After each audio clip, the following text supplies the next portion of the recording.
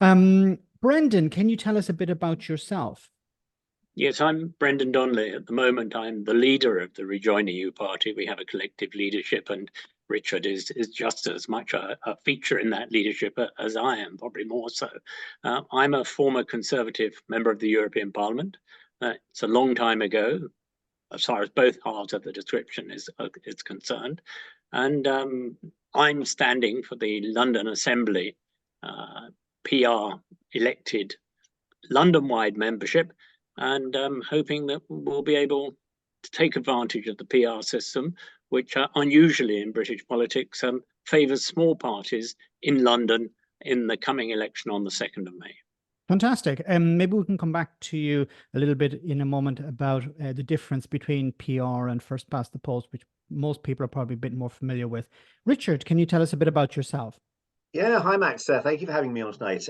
My name's Richard Hewison. I originally stood for Mayor of London back in 2021, and indeed, one of the reasons for the founding of the Rejoin EU Party was to give us a label to stand in that particular election. And here we are, an election cycle later, and I'm standing again for the Assembly as part of the PR list.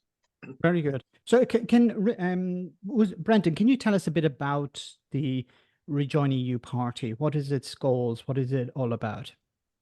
Well, what it's all about is rejoining the EU, and we have people from a large number of political backgrounds. One of the interesting things about our party is we have people like myself, crusty old Tories, and we have much more liberal, progressive people like Richard. And we managed to get on quite well because we think that the overwhelmingly important thing is to get back into the European Union. We're not afraid of the description that we're a one issue party because it's an issue that has all sorts of ramifications. It covers transport, environmental questions, budgetary questions, freedom of movement, equal rights. There's very little in British politics that isn't touched. I'm not saying dictated to, but touched by European politics. And also, I have a personal interest in Rejoin and why I think it's such a crucial issue. Because I think that Brexit, more than the economic and political damage it's done to the United Kingdom, it's done a moral damage as well. Brexit can only be sustained on the basis of fantasies and lies, and these fantasies and lies become more and more ridiculous and outre as time goes on. We hear today that Liz Truss seems to think that she has a real chance of becoming Prime Minister again. Well, in a political society which works that way, obviously irony and satire are completely dead. And that's dangerous. Yeah, it is. Just on Brexit, Richard, but didn't Boris Johnson get Brexit done? Well, no. Boris Johnson went through the motions. We still haven't got a full Brexit done. And indeed, at the end of this month, we're going to have another stage in Brexit when the new controls come in on imports coming into the UK. So we still haven't seen what a complete divorce from the European Union would look like. But we know at the moment that it is very, very painful indeed. What Boris Johnson did was come out with a mantra, then proceed with a majority in Parliament to just pursue that mantra with no cost, no thought to the cost, I should say, whatsoever, and just trying to see what would happen as a result of it. So what we actually have out of this, technically, yes, we have left the European Union. But in terms of what we've ended up with, I don't think one of the 17.4 million people who voted for Brexit envisaged this particular Brexit coming out at the end of it. Brendan, we tend to focus, or the media tend to focus on the economic aspect of Brexit. Are there any other political implications that have been negative for the United Kingdom when it comes to Brexit?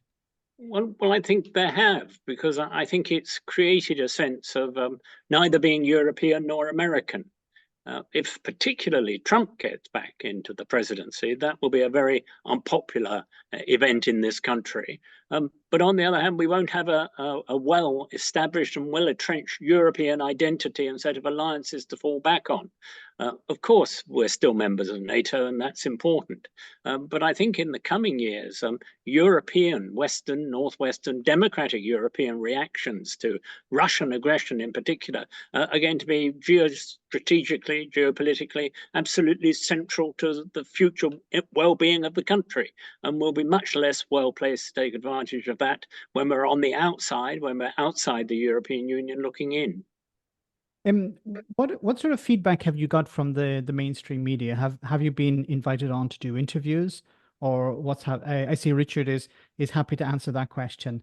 Have you been ignored by Well, the mainstream media? he shouldn't be happy to answer that question, but he No, knows the answer to it. I'm just laughing when when Max asks about reaction from the media, because quite frankly, it's like the moment Brexit happened in 2016. I cite the BBC, but other broadcasters are guilty as well. The decision was made, well, we don't care what damage is done, we're not going to talk about it again. So we'll talk about, oh, this problem with Brexit, that problem with Brexit, but we're not going to ever reopen the issue of joining in. And quite frankly, I think our party is a bit of an embarrassment to the political establishment and the media, because we have as our name something they just don't want to talk about. But the odd thing, I can't remember in my lifetime there ever being an issue such as Brexit where everyone can see it's going very badly, and some people want to come out with various sticking plaster solutions to that, but no one's allowed to actually say, is the whole thing a bad idea? Should we just change our mind? And this just strikes me as utterly ridiculous. If you were in pain, and I don't know, let's imagine you were continually slapping yourself around the face and you're saying, oh, this really hurts. And someone says, well, why don't you just stop slapping yourself around the face? And you say, no, there's got to be another answer than that. Maybe I need some skin balm. I don't know. But it's just ridiculous. Why can't we have the honest conversation? It's not working. Let's talk about reversing it. Richard would know perfectly well that in the right-wing press, there are many commentators who are very well paid to write every week about how they're not given a platform and they're not allowed to discuss what they want. And they talk about subjects that you may or may not sympathize with their views on, migration, of transgender issues, or whatever it is. And then they say, I'm being blocked. Nobody wants to hear me. But there is a real elephant in the room, which is Brexit, which isn't being discussed at all. And the mainstream media are embarrassed, as Richard says, at the idea that something so radical and simple could be proposed as simply rejoining a fatal error that we've made. But isn't there already a pro-EU party, the Liberal Democrats? Well, there's a pro-EU group of people within the Liberal Democrats, led by someone who says we are not a Rejoin party, and has still, to my knowledge, not walked back on that particular comment. And indeed, one of the things I must say, I do enjoy by-elections. I like going along to by-elections and talking about why we want to rejoin. But one of the most important aspects, I should say, of by-elections is talking to the campaigners in the other parties. And having done that in Chesham and Amersham with the Liberal Democrats, in Uxbridge with the Labour Party primarily, I know how many people in both of those parties actually agree with us. And I know that when you talk to those people about their leadership and what their leadership is doing, they kind of grimace. Some of the Liberal Democrats say, oh, yes, we keep saying this to Ed Davey, but he knows he needs to change, but he doesn't. But again, it's almost like within those parties, there's the unthinkable. So if you got a group of 20 Liberal Democrats in the room, I would be amazed if you couldn't find a majority to rejoin the EU. If you got a group of 20 of Ed Davies senior advisors in, you wouldn't be able to. So it's the same question. Why are the Liberal Democrats not forcing their leadership? Why is it the other way around? And that seems incredible to me. At his most recent conference speech, David talked about setting the country on the road to rejoining the single market. Well, we don't think that's good enough. We want to rejoin.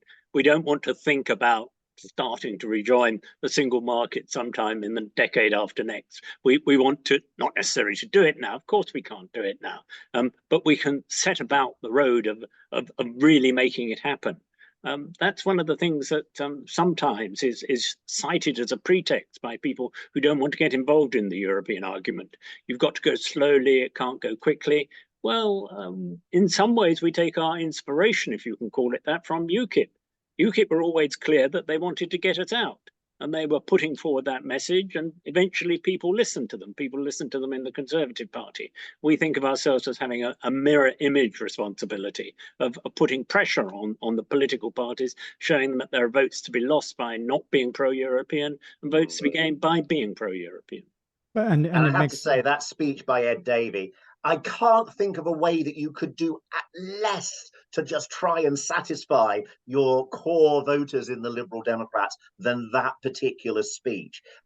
Maybe just think about starting to indicate that we might turn onto the road that maybe may lead towards the single market. I'd like to focus a bit more on the assembly elections that are coming up very soon. Some people will say that, well, the focus has to be on punishing the Conservative Party at the moment, and that voting for Rejoin EU would be stealing votes from the Labour Party. What do you have to say to that? I could not disagree more. I could not disagree more. And this time, the one thing I do have on my side is mathematics. Now, the way the Assembly election is done is there's the 14 constituency AMs and there's the 11 Assembly members on the top-up list. We're only on the top-up list. Now, Labour are going to do very, very well in this election. And it's not inconceivable that Labour could get all 14 of the constituencies. Maybe they won't, but they could. Let's say they do. If they got all 14, then they would already have 56% of the Assembly. Now, that means it's impossible on the list for them to get more representatives unless they reach that 56% mark, because that's how it works as a top-up list. So in actual fact, if you got a situation where, say, Labour got all 14 seats and 50% voted Labour, that would be like 50% have abstained on that ballot. And the Tories would actually get more seats, because even if the Tories get 20%, that would now be 40% of the available votes. Now, to me, the only way that you can try doing that is to move away from Labour on that third vote and move to a smaller party like us. And the more smaller parties that get above the 5% mark, the less Conservatives there are. And indeed, we did a few scenarios which we shared on Twitter, which demonstrate, I know it's not going to happen, but if every Labour voter on the second list turned to us instead of Labour there, we could get rid of 4 Tory and Reform MPs between that. But that, of course, would be an extreme circumstance. So no, oddly enough, a vote for Labour on ballot 3 may actually end up with more Tories on the Assembly. There was a tweet that I saw accusing us of fragmenting the progressive votes on the Assembly list. Well, I think it's a pretty progressive cause trying to rejoin the EU. And I think that the electorate should have a chance to vote for that prospectus if that's what they want. If they don't want it, then that's democracy. But it seems very odd to say that we shouldn't be allowed to stand, or we should somehow be inhibited to stand, simply in the vain hope, as Richard has explained, probably the vain hope of increasing yet further the Labour majority. If the Conservatives are doing such a good job of destroying themselves, I don't think necessarily it should be the be-all and end-all of our political activity to try and help the Labour Party thrash them even more soundly.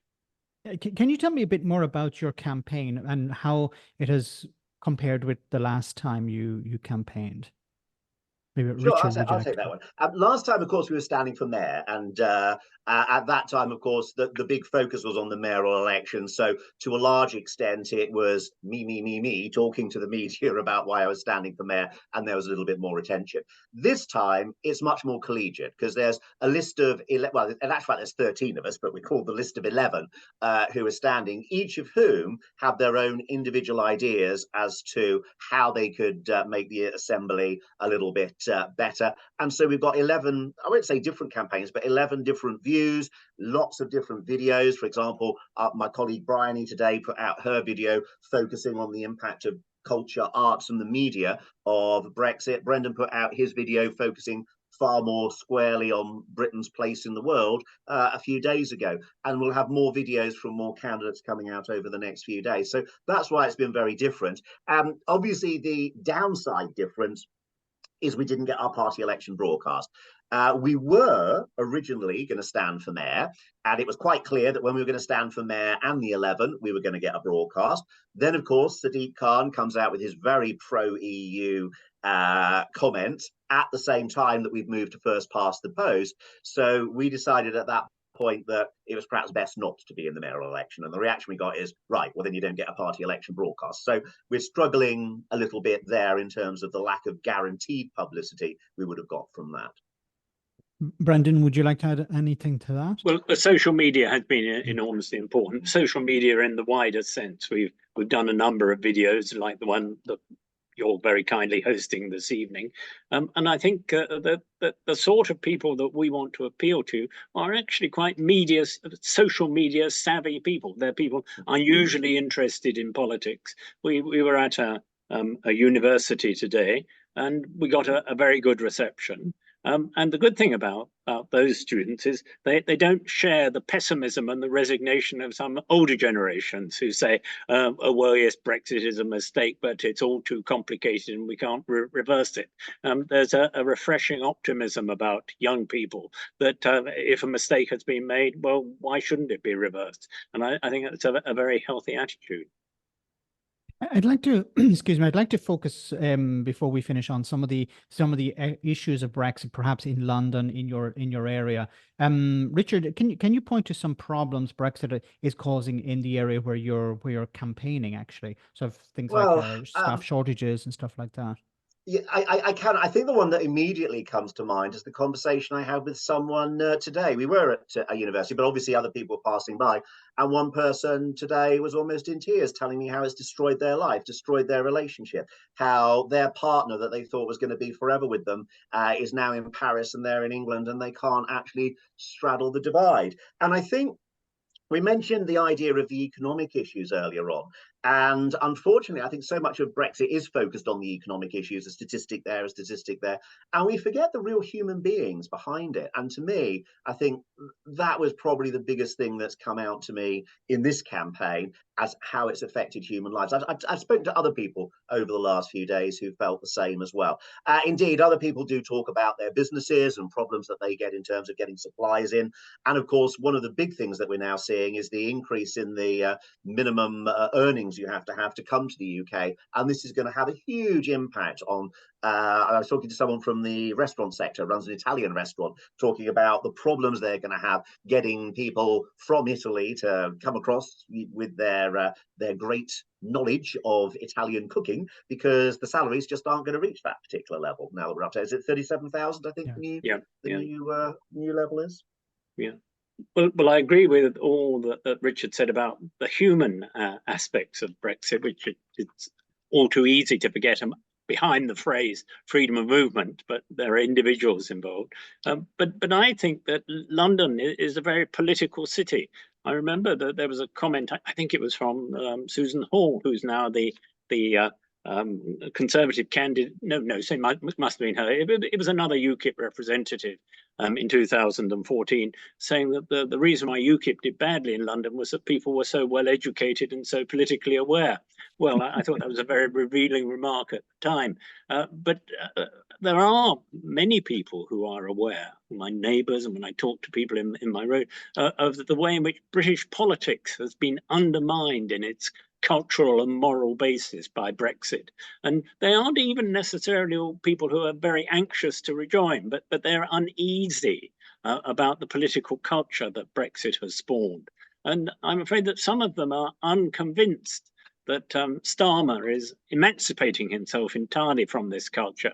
He seems too eager to avoid offending people rather than taking genuinely difficult decisions, maybe for the medium and long-term good of the country.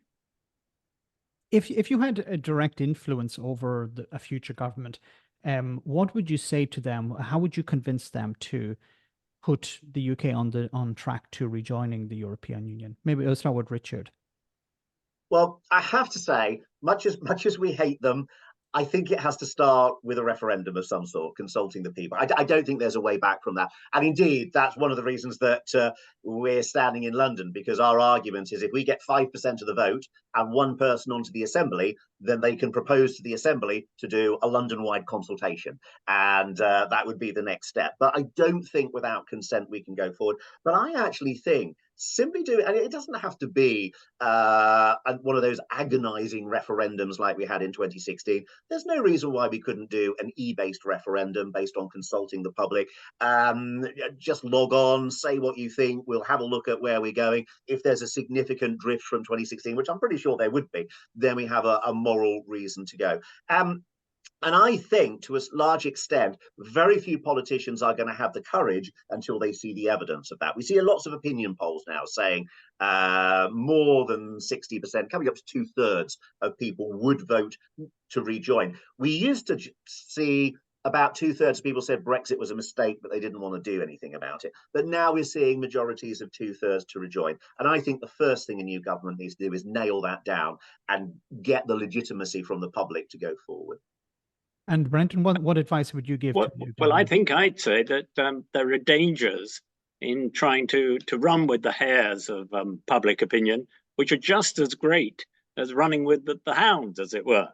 That this government that's going to be set in motion in 2024, 2025 will have a very, very difficult inheritance. It will have to disappoint a lot of people. And if you react to that, as I'm afraid today's Labour Party might be tempted to do, by doing nothing and trying to placate the people who have got phony populist recipes as to what you need to do, in fact, you'll probably make things worse. There might be a short-term reaction from the Daily Express and the Daily Mail to a more pro-European lead. Indeed, there certainly will be. But in fact, the rewards in terms of a second term for Keir Starmer might be very rich indeed. And I don't think that acquiescence and appeasement of the monsters of the popular press is necessarily electorally and politically the pragmatic and sensible way for him to go. So that's the advice I'd want to give. Whether I could persuade him of it is another matter entirely. Fantastic. I think we've come to the end of the road here, but I'd just like to ask each of you to present a message, if you'd like, to anyone who's watching about Rejoin EU and about yourself as a candidate. Richard, do you have a message for our listeners? Well, yes. We are, of course, the Rejoin EU Party, and I am quite convinced that one day we will rejoin the EU. I think it's the only direction we can go in. The question is, how much pain do we want to suffer before doing that? I think we should do it as quickly as possible. That's why we are standing, particularly in the Assembly election in London, because I've said this several times, London has always led the way in terms of economic and political progress in this country. And I think to a large extent, it could be down to London to lead again here. So if you vote for us on May the 2nd, if we just get 5% of the vote, one representative on the Assembly, that will force the Assembly to discuss the issue. And the issue we will ask the Assembly to discuss is consulting Londoners on where they want to go now. And that, as I see it, is a potential progressive path we can take to make it much quicker. Let's get rid of the pain. Let's stop the cost of living crisis. Let's open our import channels again fully. Let's restore freedom of movement. That's what I would like to see happen sooner rather than later. And yourself, Brendan? If you think that Rejoin is an impossible prospect, then it becomes an impossible prospect. It becomes a self-fulfilling prophecy. And that's what politics oughtn't to be about. Politics ought to be about changing things for the better, rather than simply saying there's nothing to be done. Quote from Lawrence of Arabia, "Nothing is written." Well, nothing is written. And Rejoin is something that we can all contribute to. And in its modest way, the Rejoin EU Party is doing that. And I'm very happy to be a candidate, not at the top of the list like Richard for the London Assembly, but I'm happy to occupy a more modest place. Fantastic. Thank you. Thank you both. I thought you were going to go with a quote from Lawrence Fox there for one horrible moment.